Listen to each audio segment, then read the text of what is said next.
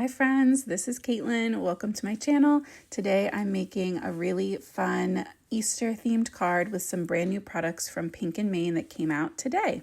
So this is Mice Spring, a really big, beautiful stamp set.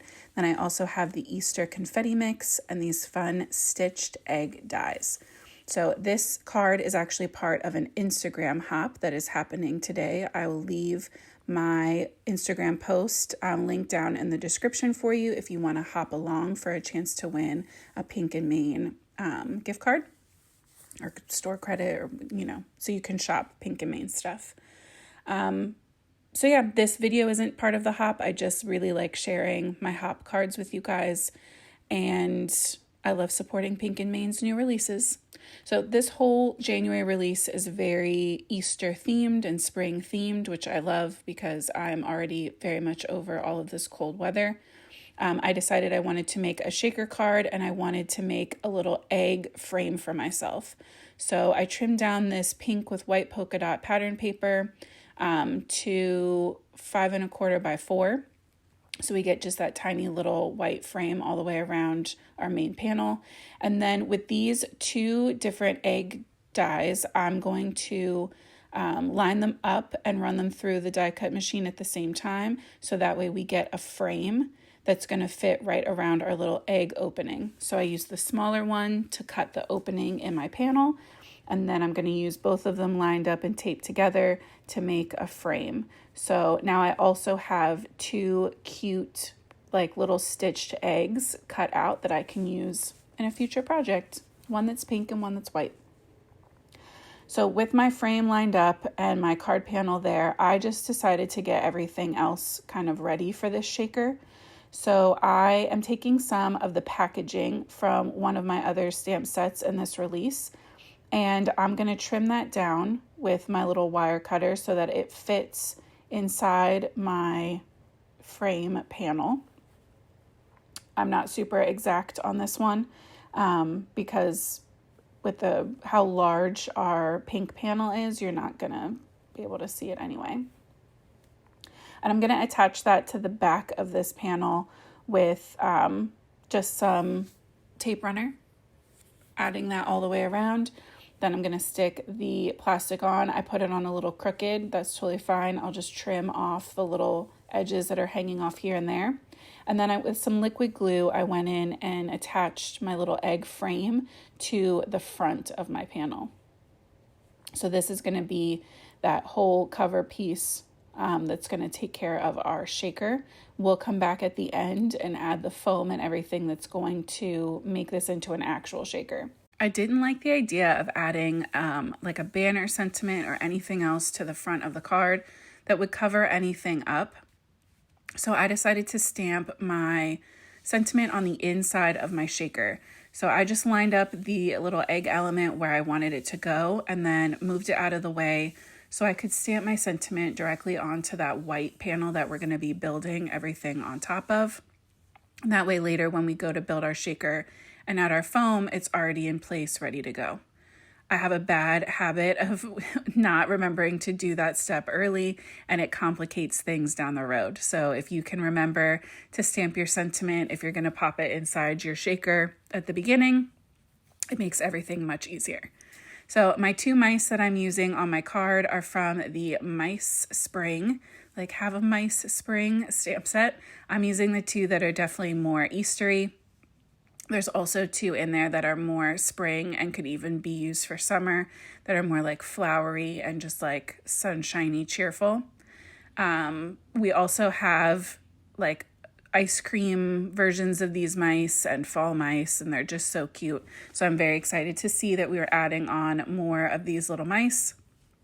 I decided I wanted little kind of like gray and brownish mice, so I'm going in with my warm grays, starting out with W7, adding most of my shading to the outer parts of my little character and kind of emphasizing his little hair bang swoop. I also like to add some extra shadow above their noses, the way that they're drawn, their little like muzzles kind of stick out. These are definitely like very cute, but they're like lankier. So they give you a lot more room to kind of create those shadows and all of that shading. So I like to take advantage of that. I'm going to end up going over that center part of the forehead a couple times just because I wasn't getting the blend that I wanted. But it's kind of nice to just let your inks kind of sink in a little bit more before you go back over them. And then I tend to get a really smooth blend. So I also brought in some R20 for the nose and the inside of the ears. For the eggs, I was trying to match up my colors as close as I could to the elements that are inside that confetti mix. That's why I have it up there in the corner, just so I can use it as a reference. I pulled, blue, yellow, orange. We'll pull in a little bit of green on our basket, purple and pink, so that we have a little bit of everything that's in that mix. And I'm not positive that these are the exact colors I would choose again, but I do think that they look pretty close to the confetti mix that's up there. There are also extra little individual eggs in this stamp set, so you could totally stamp and cut more of those eggs to kind of have as filler in at the bottom. With the shaker element going on at the top, I figured I had enough of an egg theme, but I do think that that would be a really cute option as well. For the basket, I decided to go more of a warmer tan so that it didn't compete too much with those mice. And I think that it turned out really, really sweet. So I started with some E40 markers going in with 43, kind of emphasizing the shadows on the outer parts of the basket and then under that bow as well. The mouse is covering up the handle on one side, so you don't really have to worry about that as much.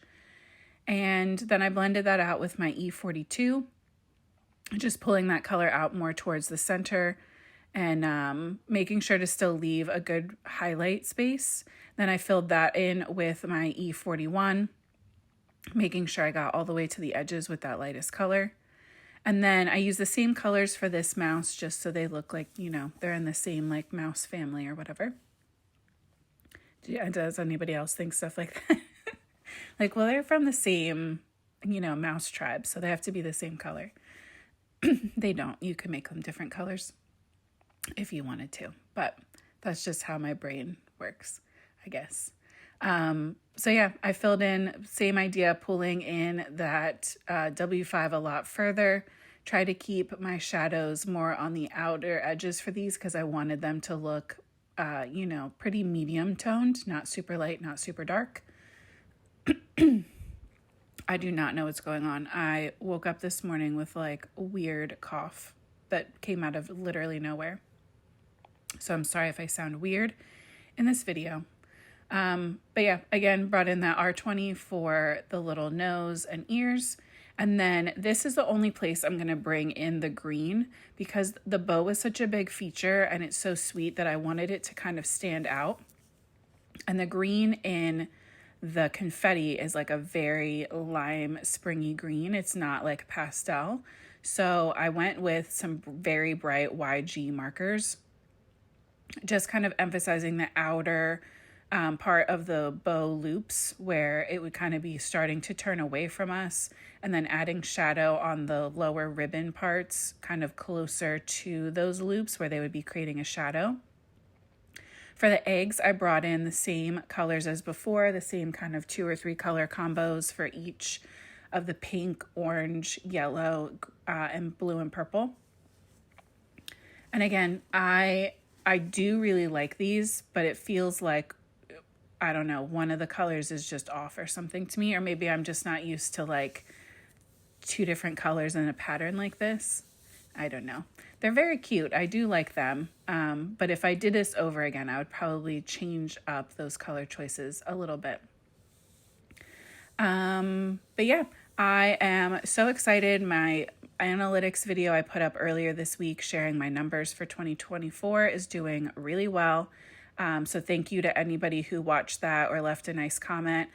Every year it's a little bit nerve-wracking. I get nervous sharing some of that information, but I know that it makes a difference and that there's not a lot of other people sharing that type of information. And when I first started, I would have loved to be able to find a video like that. And even now, I would love to know what some of the bigger creators, what their numbers look like so that I could make different goals, even from where I am in my journey right now.